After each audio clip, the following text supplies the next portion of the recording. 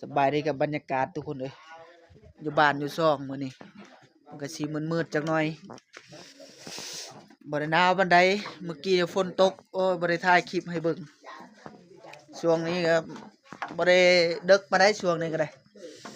ประมาณสิเข้าบ่ายพุ่นแหล้วขึ้นเฮือนอ้ายเพิ่นปู้พี่น้องเพิ่นต้อนรับอย่างดีเด้บ่มีหยังเบิ่งภาพบรรยากาศสีดึกๆจักหน่อย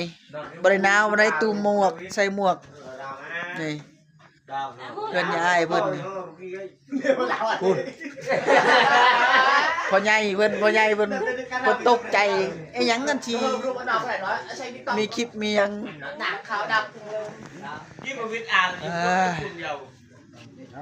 บ่หนาวบ่ได้เด้มื้อนี้นะบางแรงนี่ฝนตก 2-3 เทื่อฝนตกนะ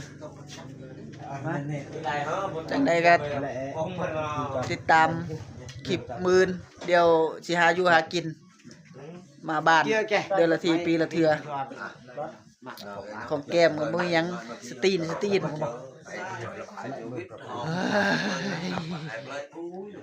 ยาวไปมื้อนี้บุญบ้านเฮามาช้าแต่ก็มาอยู่